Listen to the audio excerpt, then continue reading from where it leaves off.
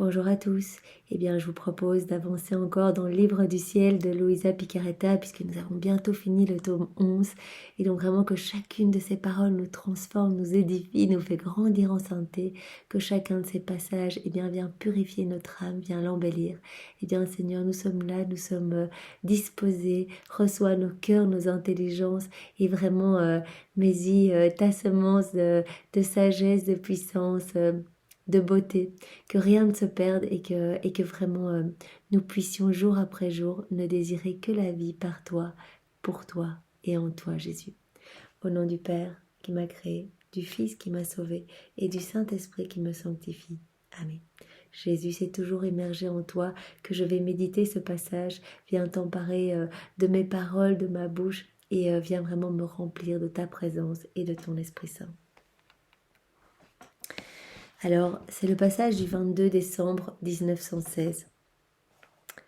Donc, Louisa vient de communier et donc elle s'unit à nouveau à Jésus dans sa divine volonté. Et elle dit, voilà, Jésus, j'unis ma communion à la tienne lors de la dernière scène et je te demande que vraiment ma communion porte les fruits de ta communion à toi.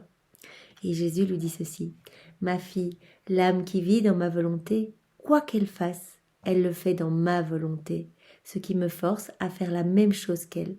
Donc dès que nous nous immergeons dans la divine volonté, c'est Jésus qui vient tout faire en nous.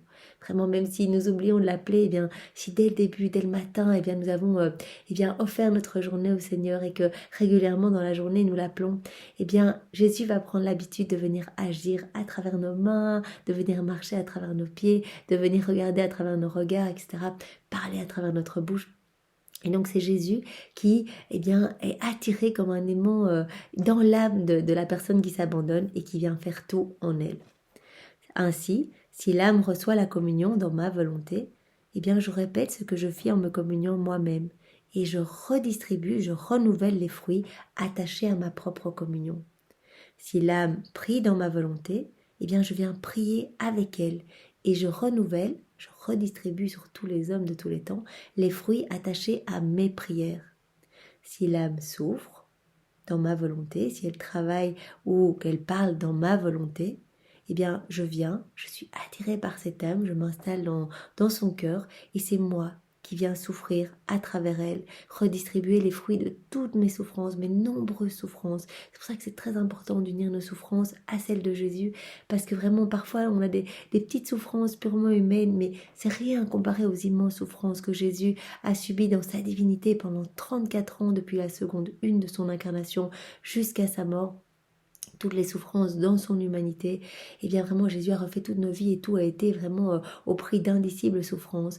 Et donc quand nous unissons notre souffrance à celle de Jésus, nos petites souffrances vont venir porter les fruits des souffrances même de Jésus. Et donc parce que nous offrons notre souffrance à Jésus, beaucoup d'âmes vont pouvoir être sauvées, il va y avoir des vies refaites, sanctifiées, etc. Et vraiment, c'est la même chose. Si on travaille dans la divine volonté de Jésus, il y a tous les fruits attachés au travail de Jésus, à ses actions, qui vont pouvoir être redistribués à travers notre travail. Voilà. Donc, il répète ceci. Donc, je vais travailler avec elle, renouvelant les fruits de mes travaux. Je parle avec elle. Par exemple, si une âme parle dans ma divine volonté, c'est moi qui viens parler en elle. Je parle avec elle, renouvelant les fruits de mes propres paroles, etc. Donc vraiment l'importance de faire des actes dans la divine volonté pour redistribuer à chaque fois qu'on fait un petit acte uni avec Jésus, tous les actes attachés à ce que Jésus a fait, à ses paroles, à ses pensées, à chacun de ses pas, à ses regards, etc. Alors un peu plus loin, donc dans le passage suivant, le 30 décembre 1916, Jésus continue. Plus l'âme s'identifie à moi et travaille avec moi, donc à l'avènement de son royaume, vraiment vouloir se fusionner en Jésus pour retrouver cette ressemblance et pour pouvoir sauver des âmes, parce qu'à travers nous, Jésus va pouvoir redistribuer, comme nous l'avons vu, tous les fruits attachés à sa rédemption. Plus l'âme se fusionne en moi, plus l'âme s'identifie à moi, plus je me sens absorbée par elle. Plus il va se sentir attiré comme un aimant et il va venir s'installer avec le Père et le Saint-Esprit dans notre cœur. Si elle pense, je sens mes pensées absorbées par son esprit. Donc vraiment, si on dit Jésus, je pense dans ta divine volonté, Jésus vient et met toutes ses pensées dans nos pensées à nous.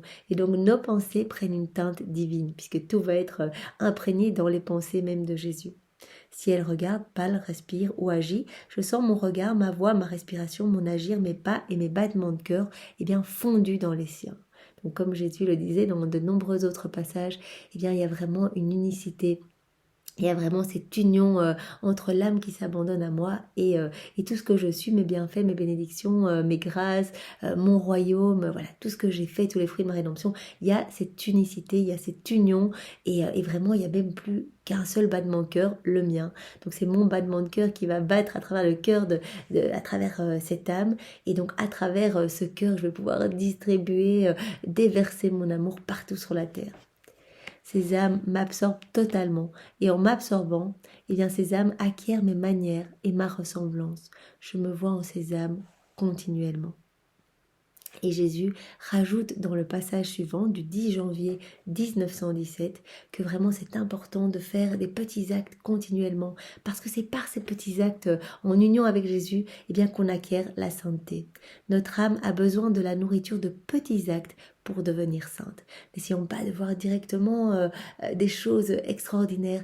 Vraiment, c'est dans les petites choses du quotidien, en union avec Jésus, en laissant Jésus agir en nous, qu'il va pouvoir nous sanctifier, nettoyer toutes les horreurs de notre âme, venir défricher toutes ces mauvaises choses que nous avons mis en place de par notre volonté propre et vraiment rendre notre âme lumineuse et vraiment faire de nous les apôtres des derniers temps, les saints des derniers temps et nous offrir ici-bas la vie des bienheureux. Donc c'est vraiment magnifique et Jésus donne-nous vraiment cette grâce. Nous voulons vraiment de tout notre cœur vivre dans ta divine volonté. Alors ne permets pas que nous perdions des actes en restant dans nos volontés propres. Donne-nous à chaque instant la grâce de nous rappeler. En fait c'est vraiment ça, c'est nous rappeler cette union avec Jésus, cette union sanctifiante. Jésus, donne-nous cette grâce de l'abandon et de l'humilité. L'humilité, c'est vraiment la voie royale, la porte de la sanctification. On ne peut pas, si on se sent hyper important, qu'on a besoin de notre ego ici dans cette vie, etc., on ne peut pas s'immerger dans la divine volonté parce qu'on a besoin d'être tout petit pour laisser vraiment Jésus grandir en nous. On a besoin de laisser Jésus faire tout à travers notre humanité et lui faire intégralement confiance que tout ce qui nous arrive provient directement des mains de Dieu. C'est vraiment à ça que nous sommes appelés, c'est vraiment avoir cette foi inébranlable que ce qui nous arrive est un cadeau de Jésus à partir du moment où on s'est abandonné entre ses mains. On accepte tout et on s'unit à Jésus, même si ce sont des obstacles, même si ce sont des souffrances. Peut-être que ces souffrances vont nous permettre de gagner plus rapidement en sanctification, de grandir plus rapidement et de nous rapprocher plus vite de Jésus, puisque son amour est croix, son amour est souffrance, que Jésus a souffert infiniment. Il nous appelle à sa ressemblance, parfois par le biais de la souffrance. Donc vraiment acceptons tout comme venant des mains de Jésus et unissons tout vraiment pour que à travers notre vie tous les fruits attachés aux actes de Jésus, à ses souffrances, à ses peines, à ses prières puissent être vraiment distribués en abondance sur tous nos frères et sœurs et que vraiment beaucoup d'âmes soient sauvées et que la Trinité sainte soit glorifiée par nos vies. Merci Seigneur, avec tes remerciements, je te loue avec tes louanges, je te bénis avec tes bénédictions, je t'aime avec ton amour, je t'adore avec tes adorations et je le fais au nom de tous, dans ta divine volonté. Au nom du Père et du Fils et du Saint-Esprit. Amen. Soyez tous bénis. Au revoir.